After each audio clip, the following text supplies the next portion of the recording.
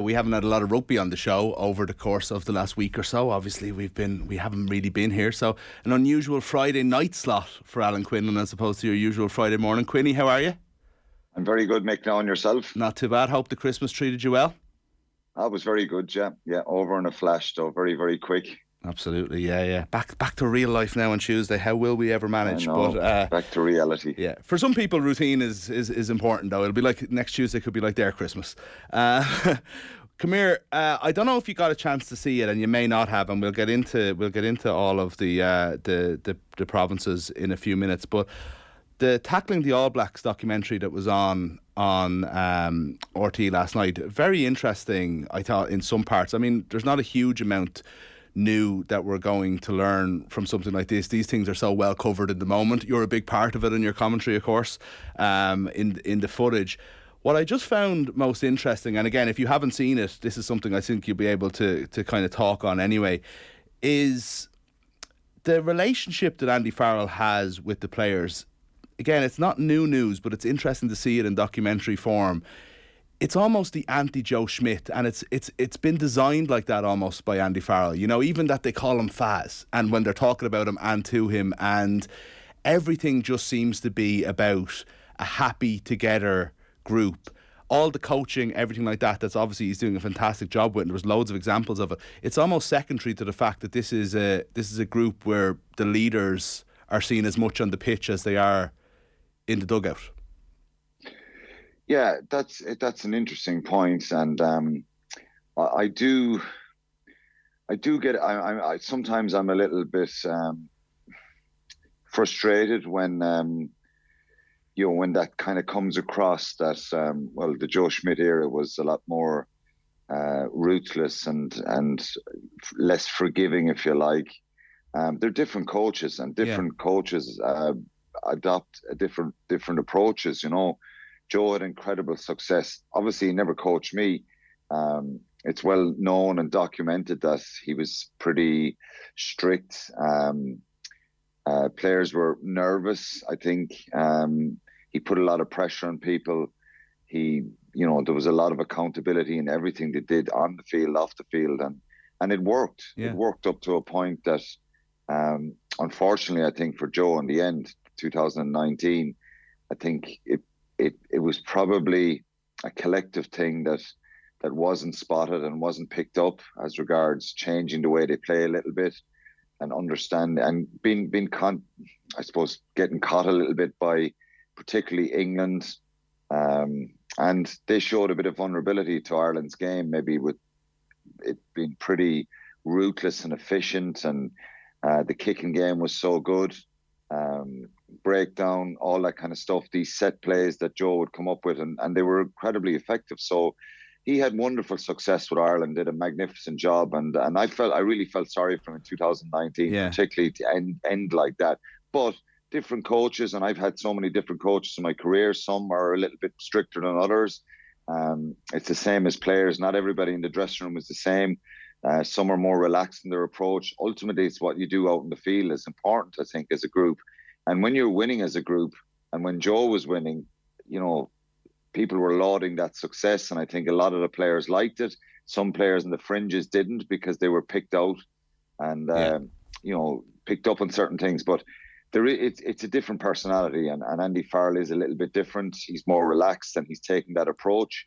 But you can be rest assured, Mick, that the players, even though it seems that it's a bit more relaxed, he'd be pretty hard and down on them if they didn't do their job and get themselves right for matches as well. But it seems to be going perfect, and let's hope we don't see similarities in 2023 that we did at the start of the Six Nations in 2019. Yeah, there's such a fear of it, isn't it? It's terrible. I was even just thinking today, I was like, can we not enjoy what that was for itself and not think about the World Cup? But I'm as guilty as anyone. We always do. It's like, what happens if it all falls apart? But it's interesting you say, though, that like they are different coaches, and it's in no way to kind of to speak down about Joe Schmidt. I mean, I think the best compliment we can play Joe Schmidt is the fact that everybody's assuming that New Zealand are going to get a lot better in the next 12 months before the World Cup, purely because Joe's involved. There's no sense that, but I just wonder sometimes if different coaches have different styles, but that Farrell's was the perfect one to follow a Joe Schmidt regime, where maybe after a Probably. while that wears you down and you need something new? Yeah, and that's a very good point as well. Again, I'm not a player in it, but someone like Paul O'Connell and Johnny Sexton, like, they're so driven. They loved Joe's approach. They loved the attention to detail. No stone was left unturned. And then you hear from players now in the modern game. I was there in New Zealand with the players. They seem just relaxed, calm, confident, but they still are very much locked and loaded in the amount of work they've done and the understanding. And, maybe that was the case in 2019, that if Joe had his time back, I don't know. I have a lot of time for him, and I think what he did was incredible. But maybe if he had his time back, the approach could have been different, because something wasn't right with the team in 2019 and they lost a little bit of spark. And, it's like a confidence. Sport can be unforgiving. Good runs and the bounce of the ball and all this kind of stuff in all sport, it kind of gets bigger and bigger and has a snowball effect when you're winning and you're getting results. But the same applies when you're losing and you're on the back foot and you're not getting results. Things go wrong. But opposition teams sense that as well, and they feel there's more of a chance. So maybe it is the right approach. And given what they did in New Zealand and the way they've turned the corner, but let's not forget, the first couple of months under Andy Farrell, there was a lot of critics. Yeah. There was a lot of talk of the players, the team lacking any sort of cohesion or identity the way they were playing. Mike Catt was coming under a lot of pressure, but they weathered that storm, and it's been brilliant, and I think the highlight of all that, and we'll speak about this for eternity. I know some critics of rugby and will say that it's overhyped and all that, but to win a test series in New Zealand will never be forgotten. Doing it at the World Cup is where we want to do it, and we want to see this Irish team perform and bring the same type of performance. But it's very small margins, Mick. You go and you plan. If you get out of the group, and I always say this, we cannot forget Scotland in that group. And if we get out of the group, and Samoa, that you're playing France or New Zealand, and it's right up with the toughest possibilities we'll ever have. Given France are in France, and New Zealand, as you say, they will be better. They will be so much better next year at the World Cup. But the challenge for Ireland is to try and bring consistency. And I've said this for a while. Maybe it's no bad thing if we don't. November was mixed, wasn't it? Even though they got 3 good results. South Africa was, really intense, and they dug in there and they played some great rugby. And Fiji and France, or Fiji and Australia probably was a little bit underwhelming, if you like, and that's not a bad thing. So hopefully they can have a good Six Nations and enjoy it for what it is now, and the World Cup will be what it will be next September. That doc, I think, might be worth people watching back, maybe, on the player. It's one of those. It's a good retrospective of a like an incredible achievement, as you say yourself, to go down there and do it. I thought one of the more interesting ones as well is that the players, to a man, that are interviewed, focus on that team meeting after the first test being the key to everything in that tour. I'm just interested in your perspective on those kind of things mattering. Is there that group coming together and seeing a match together? And identifying it again, not it all just coming from the coaches, it coming from the players too, and how much that matters in terms of executing your plan better for the week after and the week after that. It's very small margins, and I would have sensed that from talking to players and meeting them. I was staying in the same hotel after the first test, just for one of the tests. It so happened to be the same hotel we were in. I spoke to some guys on the Sunday and one or two of the coaches, and just without any in-depth kind of conversations, there was a feeling, and I had the same feeling having watched the game back again on the Sunday morning, that there was opportunities and there was small margins there. The Sevu Reece try when the ball goes along the ground, big turning point. There was a couple of things in that game that just went wrong for them. There were small things, and New Zealand were ruthless and they punished them. But I just thought the response in the second half was really heartening, and and I know myself, having been there and experienced some of those situations, not at the same level maybe of playing the All Blacks in New Zealand, but you can take stuff out of a game. You can gain confidence. And that's the feeling that was after the game. Even at the end, the final whistle, you know, you hear some of the stuff that the media, they're saying to the media, the players have been interviewed. They really believed it, that if they tidied up a little bit of stuff, got the game plan, believed in what they were doing and executed better. And we hear lots of sports people saying that, don't we, after losses in matches and stuff like that. But it was the case here, and that's what happened, I think. I remember being in the hotel for the Thursday press conference in before the second test, and Andy Farrell was interviewed, and I remember him saying this, and I loved it. I'd love to have been in a room with him saying it. This is exactly what we want. This is the challenge we want. This is the challenge I want as a coach. This is the challenge my players want. And we're up for it, and we're ready for it, and we're going to go after it. And I just thought, I got a little bit of a surge of energy thinking, God, it's great to hear this. You know, he wasn't making any excuses, and he was just saying, this is what I want. I want my players challenged out here in a really tough environment. The other side of the world against, you know, this historic kind of aura of playing the All Blacks. Yeah. And we had obviously recent good results in the last number of years and beaten them for the first time in Chicago, but this was different. It was on New Zealand soil. And I just sensed that they really believed it, and they went out and they performed that way. I thought the way they started that second test was phenomenal. I know the red card made a difference, the yellow card as well.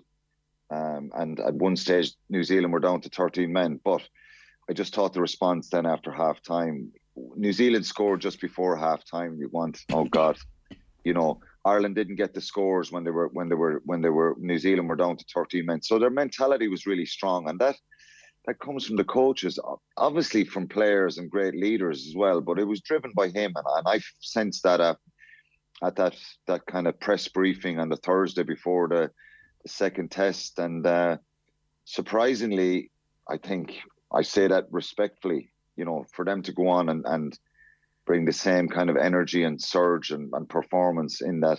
I just thought that first 40 minutes in the third test were as good as I've seen an Irish side ever play. Absolutely, yeah. And it's interesting you say that feeling you got watching that Thursday press conference. That really comes across, the fact that they do seem to relish it, you know. And it's funny when you're talking about that World Cup group, we as fans and analysts like yourself, you're looking at that going, God, it's such a bad draw. And I just get the impression that the players are maybe, this is what we want. You know, if we're going to do it, let's do it the hard way, and let's face the challenges as they come. So just an interesting group, as I said. I'm after using up all my time on a whim there, Quinny. Sorry about that. But just briefly on the URC, record attendances for Christmas. Sellouts even in Wales, you know, it's a long time since we've seen that. At the same time, then you've got, you know, Stephen Jones writing about kicking the South Africans out of Europe and they're taking away from the event.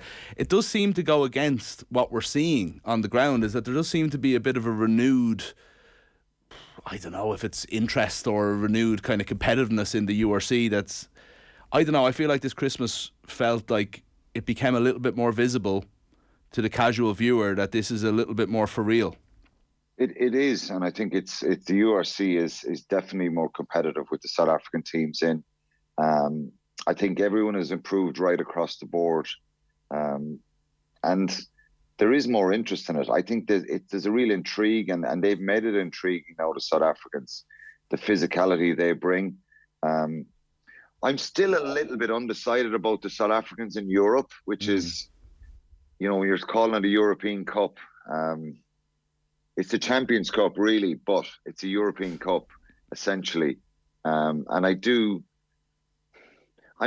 little bit split on that, because, you know, weather conditions are different when you're going down there and vice versa coming up here, and it kind of skews it a little bit. But let's see how it plays out. I think there's issues around the format of the European Cup at the moment, with these two pools of 12, and a lot of people don't like it. I don't like it. Of course, it makes it really, really competitive in the quarterfinal, semi-final and stuff like that. But I love the old format. I played in it for so long. And but the URC, right across the board, there was a lot of great games. There was big attendances. And with the festive period, you're going to get more people who have that little bit of time and they want to go to an event and they want to, and you would hope, particularly, I think, again, some of the Welsh attendances can be poor at times, and I that's not having a dig at them. And it was great to see. No, it's not, because I have a lot of friends there and I like it. And I've always said this, Mick, that you'd love to see the Welsh teams. The last number of years has been tough for them and it's been difficult. Yeah. And I think, there's a lot of envy about the setup in Ireland and the way it's structured with the 4 provinces. I think there is some criticism at times that players are rotated here, there and everywhere. And, Leinster are probably the only team or the main team that can do this. And, again, they've made 13 changes from the team that beat Munster on Stephen's Day, and it still looks incredibly strong. Munster can't make 13 changes and be the same kind of competitive group. Graham Rowntree is set to, for the last 5 games, push out his frontline players because he's very thin on the ground with the depth they have. We saw what Gloucester did, sending over a second string team to Leinster. So that debate goes on, but I think the URC has become more competitive with the South Africans in, and it's really good to watch. There's a bit of bite, there's more intensity in it, and it kind of sharpens the minds a little bit more.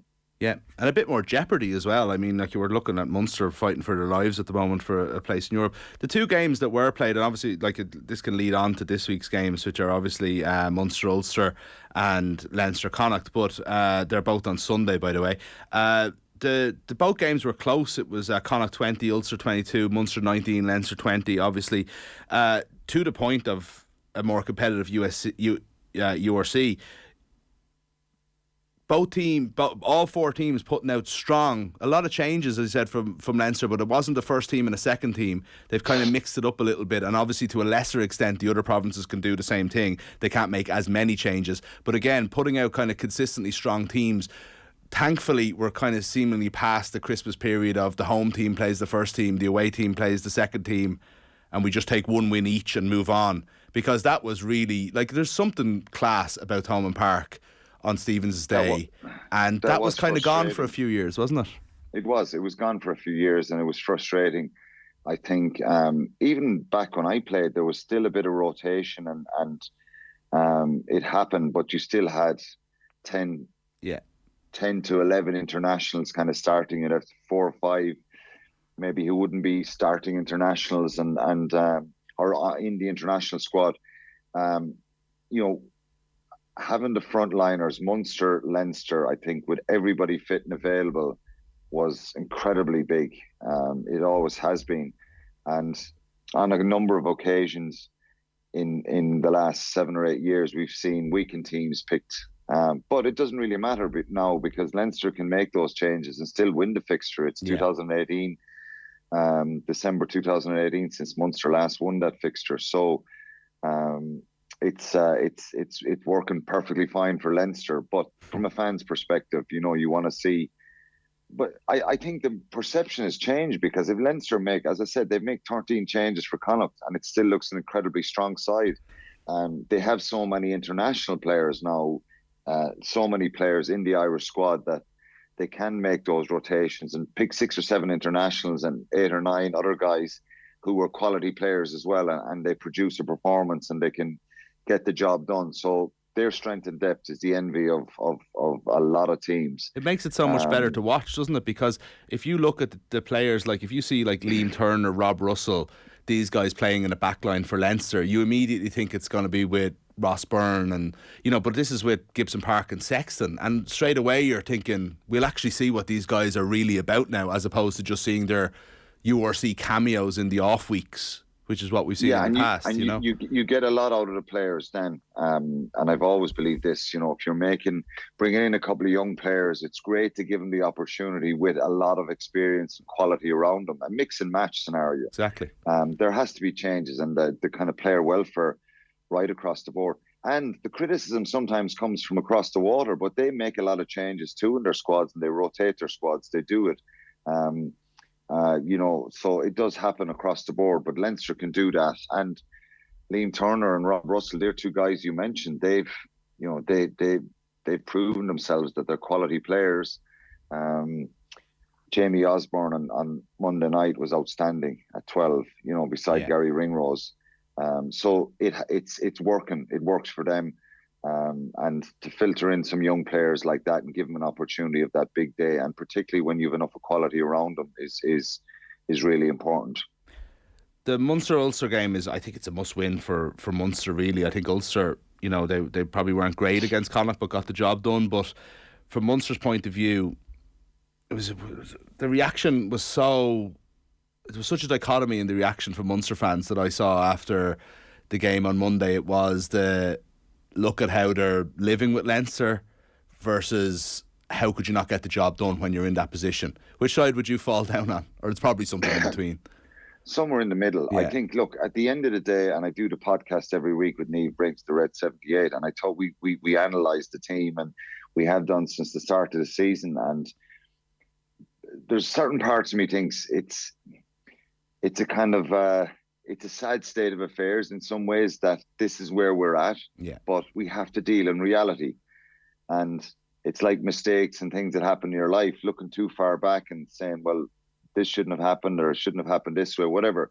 It's not going to change it. But there is enthusiasm there because there's a little bit of a positive change in the way they're playing. There is some good young players, and it's reality.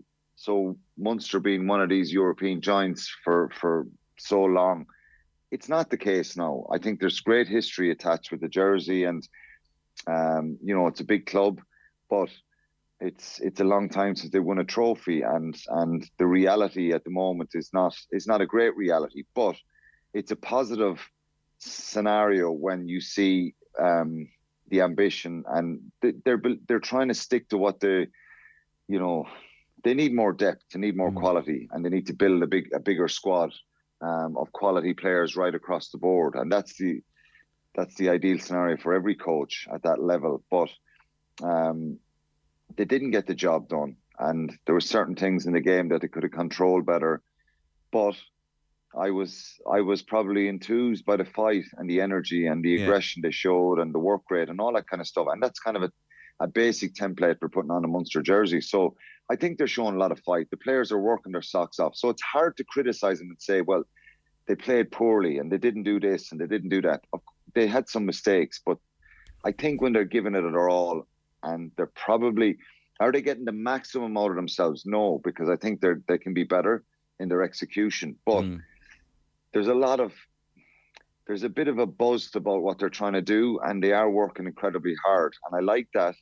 And we didn't always see that. And there's a bit more variety to their game. And I think Munster fans want to see that. You don't want to go away from the traditional kind of forward oriented dominance that you want when you go to Thomond Park, where you're going to be tested and you're going to physically be challenged. It's all part of the kind of the history when I played as well. But you need the modern game. You need to play and you need to attack and play attacking rugby, and they're trying to do that. And it's taking a little bit of time. It is going to take more time. Going to Belfast on Sunday doesn't get any easier. You said at the start there, every game is a must-win game now in the league.